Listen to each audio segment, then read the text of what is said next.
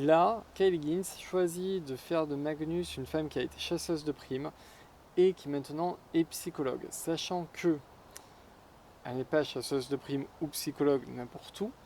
On est dans un monde où tout le monde a des robots, il y a des intelligences artificielles partout, et ces intelligences artificielles peuvent aller dans le cloud où il y a un univers parallèle, où elles ont leur propre société. Et donc, Magnus fait partie des rares personnes, des rares humains, qui arrivent à aller dans le cloud et à y rester un certain temps. On a une complexité sociale qui est vraiment bien fichue. On a du coup les humains qui traitent les robots comme des robots alors que tout le monde va bien, qu'elles ont une intelligence artificielle, mais les humains ne le reconnaissent pas. Là-dessus, ça me fait penser un petit peu à Not All Robots. Il y avait un petit peu cette même comparaison en fait avec le truc de les robots n'ont pas d'âme. Là, c'est un petit peu la même idée. De même, il y a des thématiques très proches de carbone et silicium. Carbone et silicium, on en parlera un jour. Euh, Avec ce truc où les androïdes peuvent s'enfuir dans le cloud, il y a cette même idée en fait d'un safe space pour les intelligences artificielles. Univers dans lequel les intelligences artificielles n'ont pas forcément la même forme visuelle que leur corps physique dans le monde réel. Donc il y a aussi cette question de la transidentité qui est abordée de manière assez simple mais efficace. Euh, Très bien. Vraiment très chouette à plusieurs égards. Là, l'histoire commence avec un androïde qui commet un meurtre, ce qui n'est pas censé pouvoir faire en toute logique. Et du coup, on va mettre Magnus sur l'affaire. Enfin, un policier va demander à Magnus de l'aider, puisque elle, pouvant aller dans le cloud, elle va essayer de retrouver, on va dire, l'intelligence artificielle qui a commis le crime, puisque du coup, on a pu retrouver son corps physique, mais pas son intelligence artificielle, on va dire son âme, qui s'est enfuie dans le cloud. Donc c'est à Magnus de le retrouver. Et donc Magnus va mener une enquête dans le cloud en même temps qu'il y a une enquête dans le monde physique. Alors, l'histoire est vraiment très bien fichue. En plus de ça, on a graphiquement des choses qui sont très cool. Voilà,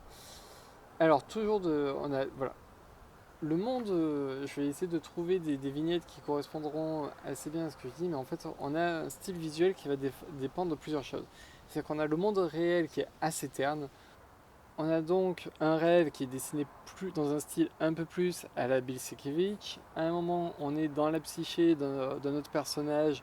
Là, on est plus dans un style à la Jelly, qu'on va le plus voir et ce qui va être absolument génial. On a donc le Claude qui, là, est représenté en fait avec une colorisation qui fait plus penser en fait aux comics de Jack Kirby.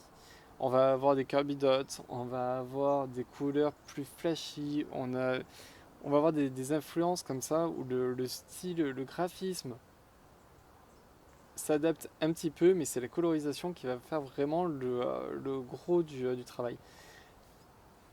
Sachant qu'il y a un truc qui va être très cool, à un moment on va avoir des glitches du coup dans la matrice, dans le cloud, et il y a ce mélange entre un style à Jack Kirby, en tout cas une colorisation,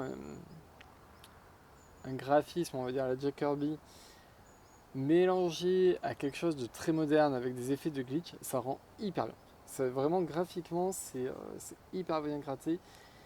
L'histoire en soi elle est pas hyper compliquée, hein. Euh, Kyle Higgins qui avait déjà fait ou qui refera sur Call, à savoir il y a une pression populaire qui monte, il y a des manifestations, voilà, on sent une pression populaire qui monte, en même temps qu'il y a une enquête qui est somme toute assez simple, hein, on sait très vite qui est le criminel, il faut le retrouver, vérifier que c'est bien lui, et puis l'arrêter. Voilà. Parce que du coup, il peut toujours avoir une question de faux semblant dans ce genre de thriller. Mais tout ça fonctionne très bien, les personnages, on y croit, les personnages sont attachants, la démarche de chaque personnage se comprend. Franchement, gros coup de cœur sur Magnus. C'était passé totalement sous le radar de tout le monde à l'époque, hein, parce que du coup Paperback ne s'est pas fait beaucoup remarquer, ça n'a pas duré assez longtemps pour se faire remarquer. Mais ça a trouvé le d'occasion, c'est génial. Ça ferait un très bon complément à Carbone et Silicium, parce que du coup c'est un univers qui pourrait être assez proche d'une des époques. Carbone et Silicium ça passe sur des milliers d'années, mais du coup ça pourrait très bien se passer pendant Carbone et Silicium en fait ce bouquin-là. Voilà, Magnus.